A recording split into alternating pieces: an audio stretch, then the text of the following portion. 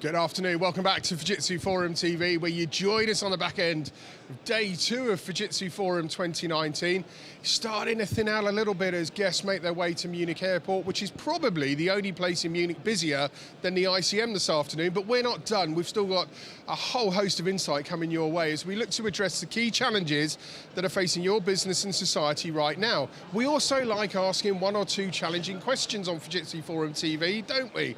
And that's where we're going next, because believe it or not, we're going to be talking mainframe in digital transformation. Now, when I got the briefing on this, I had to read it twice because I thought mainframe was quite an old technology. Now, with me to convince me why I'm wrong and explain why I need to do a bit more learning, I'm delighted to say we're joined by Florian Holl, who's the head of the BS2000 Co-Creation Projects team for Central and Eastern Europe. I know it's a new team, we'll come on to that later, but firstly, mainframe digital transformation.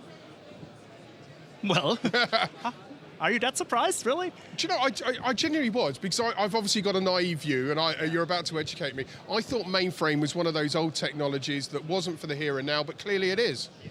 Well, for many enterprises, the mainframe is still the cornerstone of their IT. So all those enterprises that have been in the business for a couple of decades, they started their actual digital transformation journey maybe in the 80s. Wow. It was only just not called like that. And by then, they put a mainframe in their data center, had it as their backbone, and many applications that they wrote back then are still running more or less the same way. I'm not sure it makes sense to ask the next question. I was going to ask you how difficult is it to integrate the mainframe into digital transformation, but if they've been doing it for 20, 30 years... Well, digital transformation as such is, first of all, a new term, and it has obviously changed over the last couple of years radically. But still, our mainframes, especially our BS2000 mainframe that we host in Europe, offers all kinds of open interfaces, offers all kinds of usability tools. So for many newcomers to the mainframe, it might be a different system that they don't learn at school or university. But the concepts they learn, they can use on the mainframe as well. And nowadays, we integrate our mainframe into, say, the blockchain, into standard interfaces. We have web interfaces for management. We do all that stuff, even with a mainframe. It's just a backbone system. So, what about the really new technology coming through? We're hearing a lot over the last 2 days, AI, blockchain.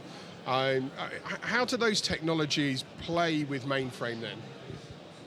Well, it might sound like two different worlds hitting each other. But in reality, the mainframe still runs, gives the stability of the application and still runs it for over decades now. And everything that's around it just adopts into it. And the new technologies coming up on the market helps our customer to make use of their mainframe even more.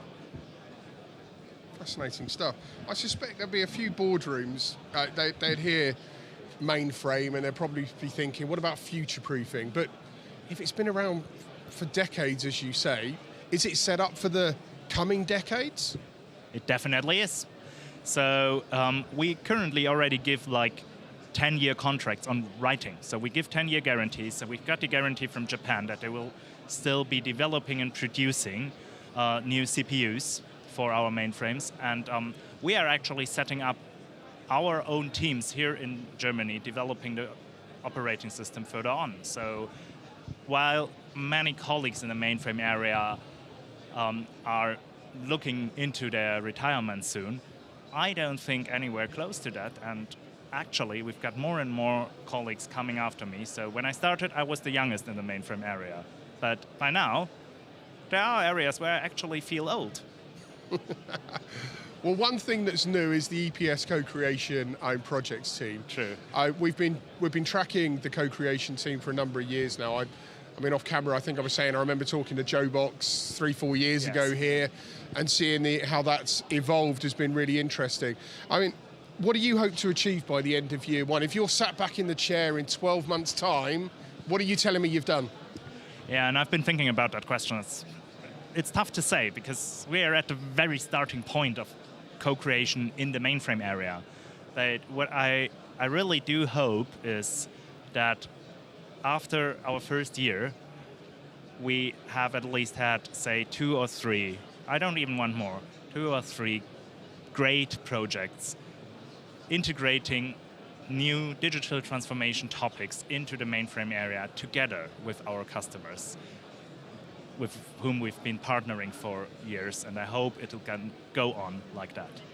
And I'm assuming you're using the same human-centric design processes that the rest of the co-creation team adopt? Of course we do.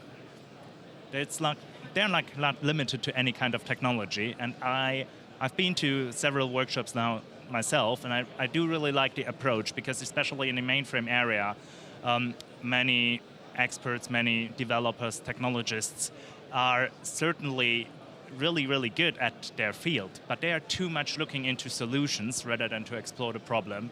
And I think this is where HXD can really help them to take a different perspective and then maybe find out that it's not the mainframe as a platform being a problem to them, but maybe the way of looking at it. Florian, fascinating stuff. Well, there you go. I was wrong for saying that mainframe was old school and had its day. It's only just getting started by all accounts. Thank you so much for coming and having a chat with us. Thank you. We have still got plenty more insight coming your way this afternoon from Munich. And up next, we're actually going to go and have a discussion around SAP. The landscapes have to change by 2025. What does that mean for SAP for HANA? Well, next we'll be answering that. Join us. What time are we at? It's 8 minutes past 3. We'll be back at 3:30. With that segment, and we'll be live every 30 minutes through to 4:30 today. Still plenty more of learning to take out of Fujitsu Forum 2019. Stay with us.